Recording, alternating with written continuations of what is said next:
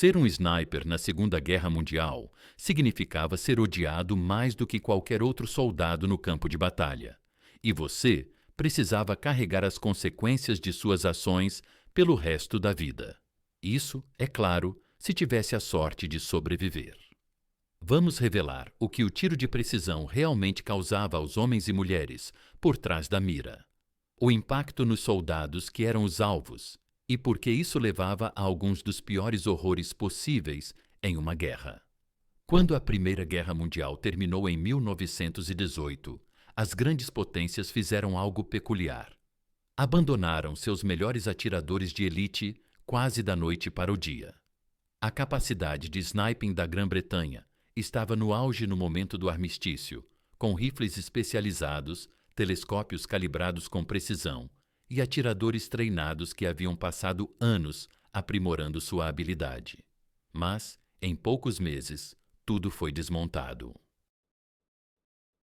Os rifles de conversão foram desmontados, os telescópios vendidos para caçadores civis. E o conhecimento acumulado em 4 anos de experiência simplesmente foi deixado para trás, dissipando-se.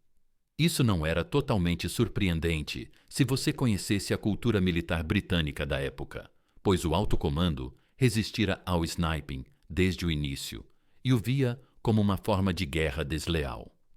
Havia algo na ideia de um atirador oculto escolhendo alvos individuais de propósito, que não combinava com oficiais criados em cargas de cavalaria e assaltos com baioneta. Assim, ao fim da guerra, eles ficaram felizes em deixar tudo desaparecer.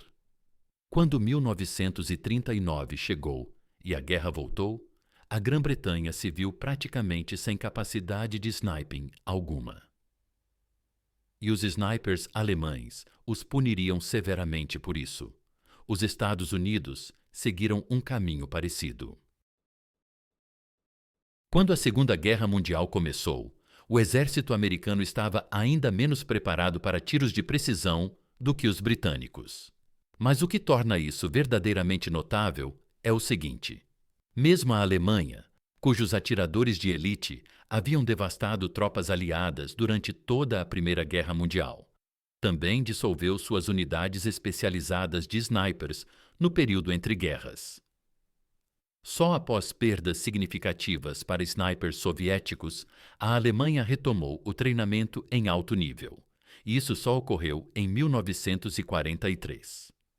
Houve uma exceção a esse esquecimento coletivo, vinda de uma nação que você talvez menos esperasse.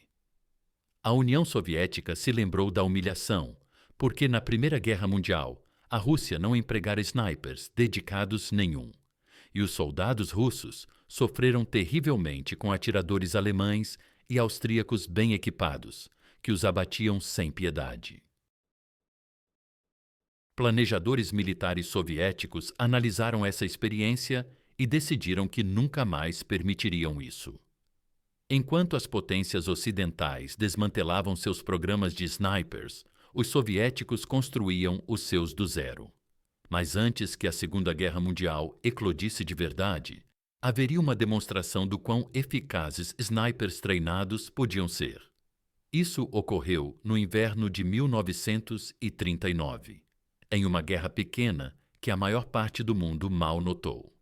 E não há exemplo melhor dos horrores que snipers treinados podiam causar do que o infame Simo Häyhä, um homem sobre o qual precisamos falar antes mesmo de o verdadeiro pesadelo do sniping na Segunda Guerra Mundial começar. Quando a União Soviética invadiu a Finlândia em novembro de 1939, eles esperavam uma vitória rápida, graças à superioridade numérica esmagadora. Mais tanques, mais aviões, mais de tudo. Por todas as medidas convencionais, o resultado deveria ser óbvio. Mas as medidas convencionais não levavam em conta homens como Häyhä. Häyhä entrara na Guarda Civil finesa aos 17 anos, e quando os soviéticos invadiram, ele estava preparado. Sua arma era uma variante finlandesa do rifle Mosin Nagant, apelidada de Spitz, porque a alça de mira frontal lembrava a cabeça de um cachorro Spitz.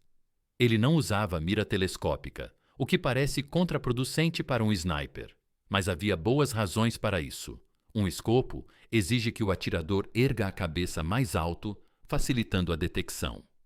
No inverno finlandês, os escopos embaçavam e ficavam inúteis, e a luz solar podia refletir no vidro, revelando a posição. Suas técnicas de camuflagem eram impecáveis. Ele mantinha neve na boca enquanto atirava para evitar que o hálito formasse vapor visível, e empilhava montes densos de neve à frente de sua posição para se esconder e absorver o jato de neve que o disparo causaria.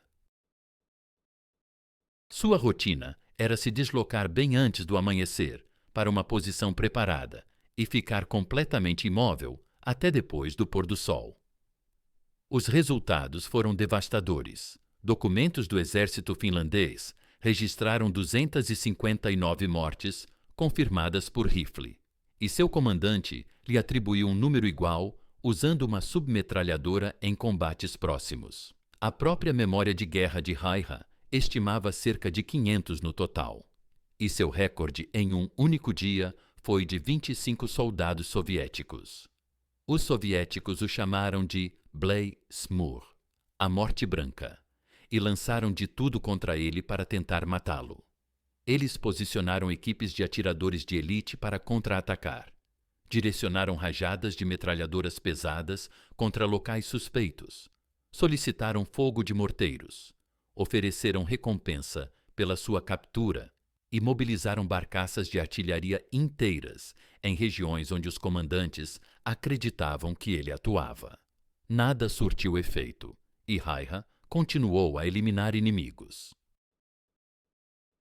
Em determinado momento, os soviéticos enviaram um de seus melhores snipers com o objetivo exclusivo de abatê-lo, e os dois travaram um jogo mortal de gato e rato.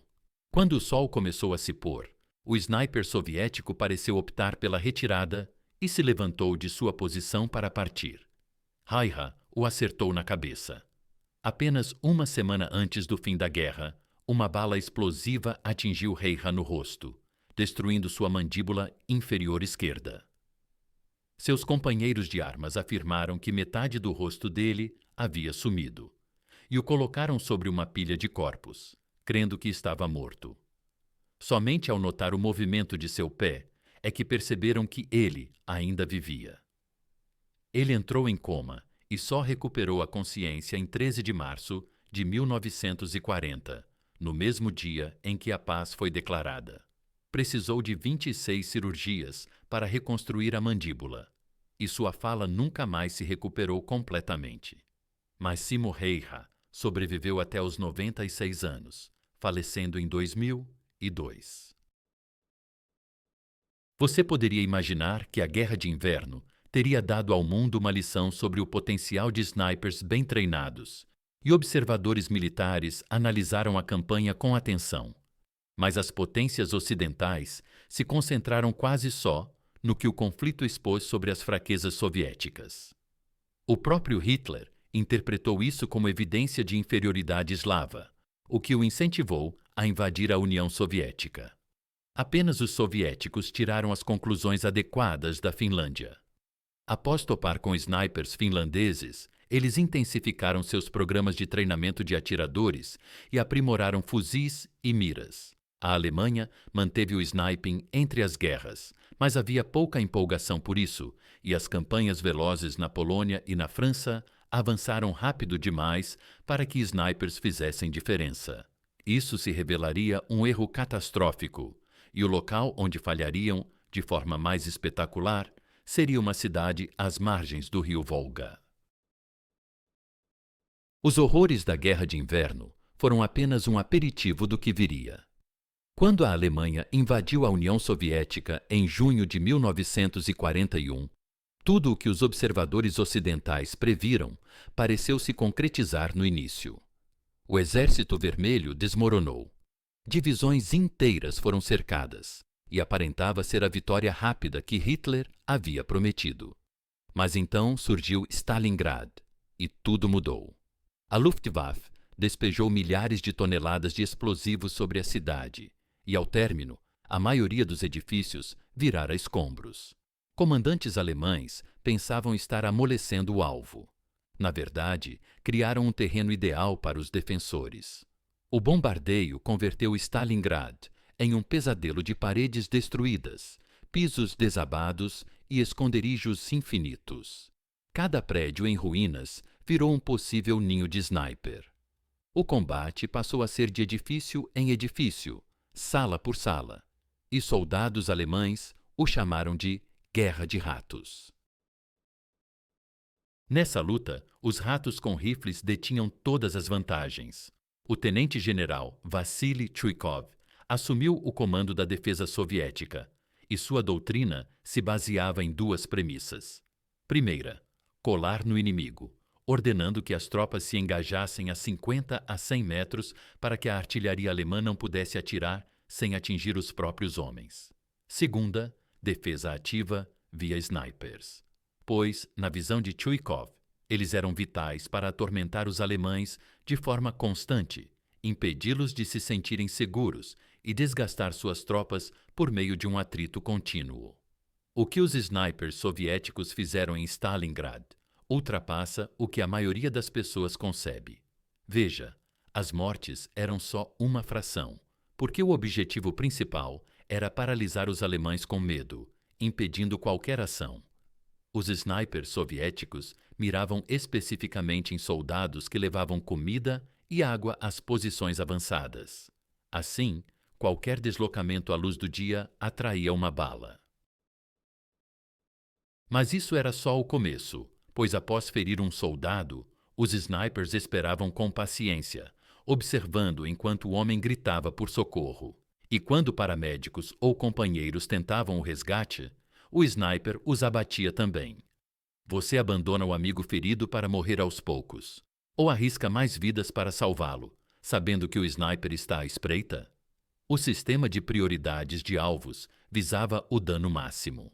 Observadores de artilharia eram as presas mais valiosas, pois eliminá-los cegava o fogo indireto alemão. Em seguida, oficiais, reconhecíveis por seu comportamento. Depois, suboficiais, já que exércitos lutam para repor sargentos experientes em tempo de guerra. Aí vinham tripulações de metralhadoras, snipers inimigos, quem quer que transportasse suprimentos de comida ou água, e pessoal de comunicações. Há uma tática documentada de Stalingrad que precisamos citar, mesmo sendo profundamente perturbadora.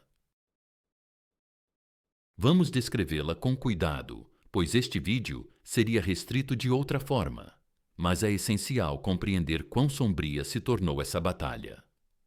Soldados alemães descobriram que usar crianças órfãs de Stalingrad para tarefas perigosas lhes permitia sobreviver mais tempo. Pelo simples desejo de um pão, jovens russos famintos enchiam garrafas de água no Volga, uma atividade que poderia custar a vida de um soldado alemão a um franco-atirador atento. Os comandantes soviéticos descobriram isso e instruíram seus atiradores para eliminar essas crianças, pondo fim àquela prática. Não vamos nos aprofundar, mas reflita sobre isso e compreenda o tipo de conflito em que aquilo havia se transformado. Os soldados alemães começaram a temer erguer a cabeça sob o sol do dia. E o pavor não era como o dos bombardeios de artilharia, onde a morte parecia um capricho do destino. Tratava-se de saber que, em algum lugar por perto, alguém invisível observava por uma mira e decidia se você, precisamente, sobreviveria ou não. Pode-se questionar por que os franco-atiradores eram odiados a ponto de, ao serem capturados, quase sempre enfrentarem a morte imediata. Bom, os projéteis de artilharia podiam matá-lo, mas pareciam mera infelicidade. Um tiro de sniper, por outro lado, sempre soava pessoal, pois era mesmo. Alguém o havia visado, julgado digno de uma bala e apertado o gatilho. Não havia como revidar contra um inimigo impossível de localizar. E o que torna as façanhas dos snipers soviéticos tão impressionantes é que eles realizaram tudo isso com aparatos que hoje seriam vistos como rudimentares. O fuzil soviético padrão era o menos preciso, com uma mira de apenas 3,5 vezes de aumento. E as lentes alemãs em Stalingrado eram ainda piores, com só 1,5 vezes. Sem medidores de distância ou calculadoras balísticas, tudo recaía na habilidade bruta e na vivência acumulada. O sniper soviético mais célebre saído de Stalingrado foi Vassili Zaitsev, que chegou como um simples atirador, mas nos seus primeiros 10 dias abateu 40 alemães. Isso lhe rendeu um fuzil com mira, e ele prosseguiu para eliminar 225 soldados inimigos, entre eles 11 snipers adversários. Mas Zaitsev não atuava sozinho, já que o sargento Fedor Pikov registrou 344 eliminações confirmadas, e o sargento Mikhail Marovichenko chegou a 210. Stalingrad gerou dezenas de atiradores de elite altamente eficientes, pois as circunstâncias ali favoreciam perfeitamente seu ofício. Devido a esse ódio visceral, os snipers raramente eram feitos prisioneiros de forma convencional. E, se capturados, sofriam horrores que não podemos relatar aqui. Todos sabiam disso, e os snipers se esforçavam para ocultar seus fuzis, pois ser pego com uma arma de mira equivalia a uma sentença de morte. Ainda assim, eles padeciam de sofrimentos exclusivos de sua função. O frio em Stalingrad era impiedoso, e os snipers precisavam ficar imóveis por horas, aguardando o momento exato para disparar. Não se podia se mexer para aliviar necessidades fisiológicas sem arriscar ser descoberto, nem ajustar a postura para restaurar a circulação. Era preciso simplesmente suportar. Além disso, havia o fardo mental de matar à distância através de uma mira. Quando se abate alguém de longe sem mira, muitas vezes não se vê o rosto, mas com ela, sim. Você podia observar o alvo por horas, vendo-o comer, conversar com companheiros, escrever uma carta, humanizando-o e depois matá-lo mesmo assim. A maioria dos snipers da Segunda Guerra Mundial nunca compartilhou essas vivências. Talvez o traço mais singular da tática de snipers soviéticos fosse algo para o qual os alemães estavam totalmente despreparados. E isso eram as mulheres. Cerca de 2.000 sniperas soviéticas serviram de 1940 e um a 1945. E não se tratava de pessoal de apoio jogado em papéis de emergência.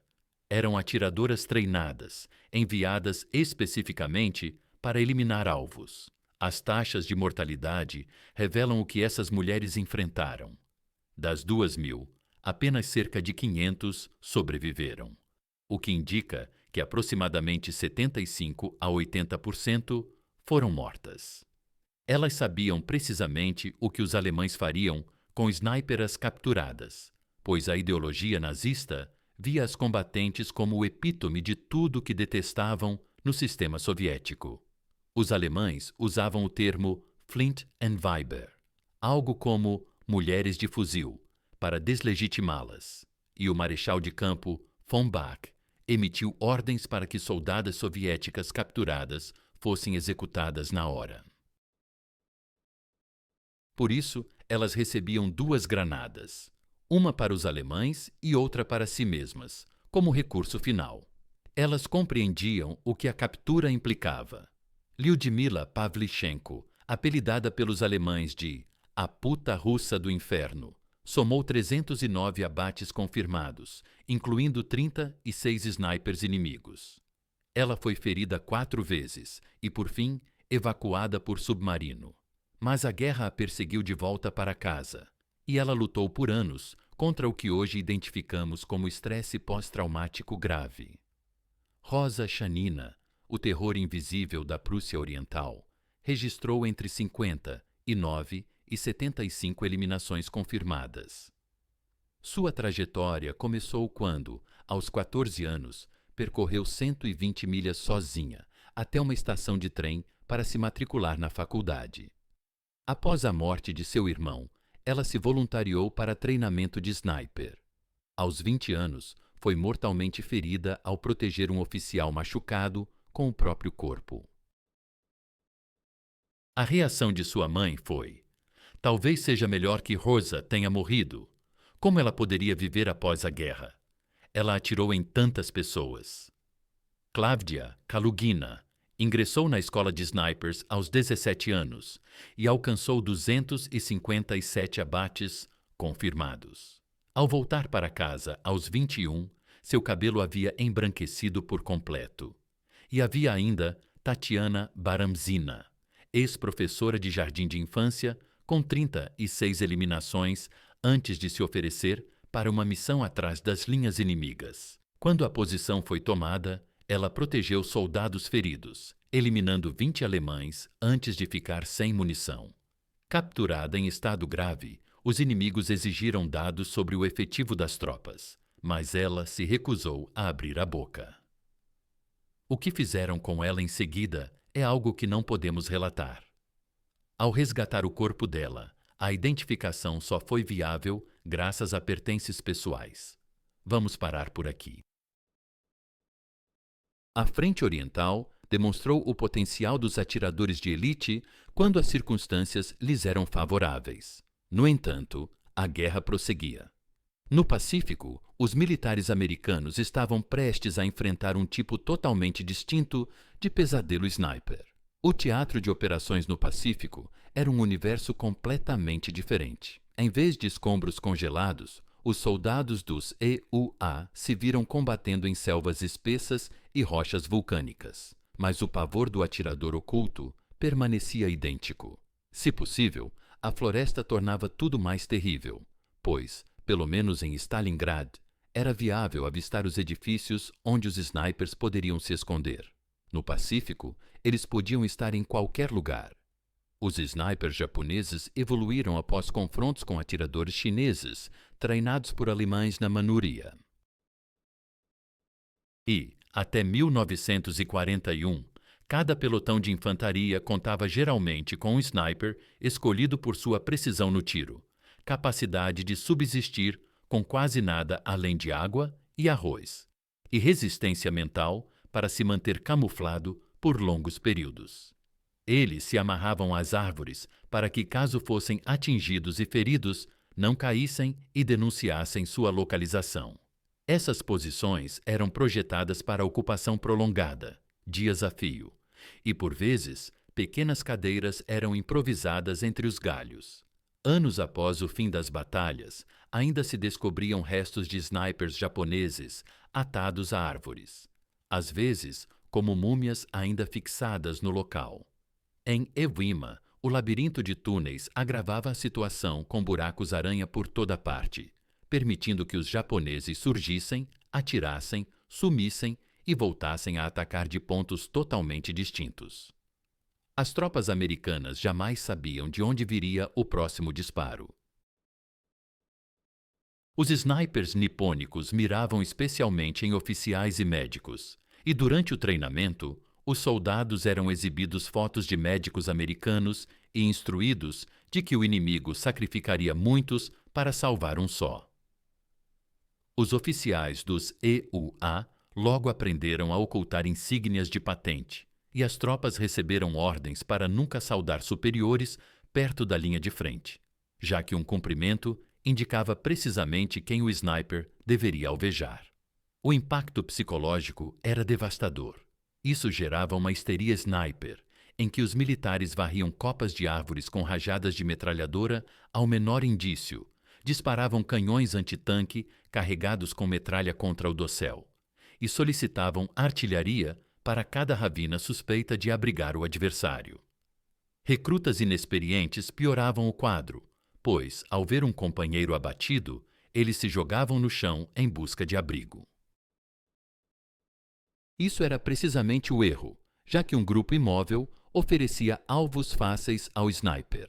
Veteranos descobriram que a melhor estratégia era prosseguir em movimento, tornando-se mais difíceis de acertar. Mas essa lição custou caro em vidas. Prisioneiros eram raros de ambos os lados. Os japoneses booby-trapavam seus mortos e feridos. Fingiam rendição para atrair americanos a emboscadas, e alguns detonavam granadas ao se aproximarem os médicos. Após tantos episódios, as forças aliadas se tornaram compreensivelmente avessas a capturar qualquer um. Mas, se a ameaça dos snipers japoneses era aterrorizante, o que surgiu nos meses finais da Guerra Europeia foi algo inteiramente outro, algo que os soldados aliados acharam quase impossível de assimilar, pois, nos desesperados dias derradeiros do Terceiro Reich, os alemães recorreram às suas crianças. Precisamos ser cautelosos ao tratar do que vem a seguir, pois se trata de um tema sensível. O ocorrido representa um dos capítulos mais perturbadores de toda a guerra. A juventude hitlerista havia recebido instrução militar por anos, com meninos alemães aprendendo a atirar, marchar e obedecer comandos. Até dezembro de 1944, garotas de apenas 14 anos treinavam com armas leves e granadas. E, quando o conflito virou irreversivelmente contra a Alemanha, essas reservas foram mobilizadas. Na Batalha de Berlim, 40.000 milicianos Völker tomaram parte, incluindo 5.000 da juventude hitlerista, designados para guardar pontes sobre o rio Harl. Não se tratava de combatentes endurecidos.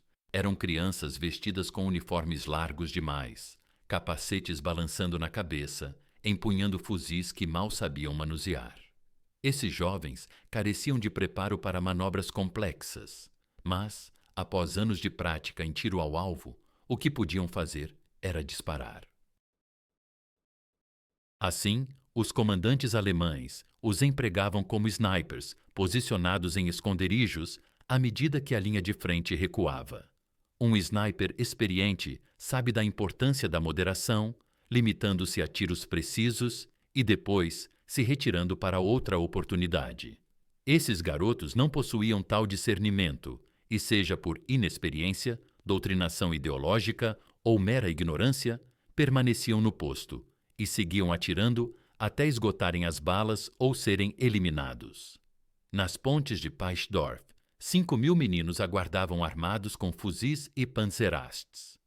Em apenas 5 dias, 4.500 estavam mortos ou feridos, uma taxa de baixas de 90%.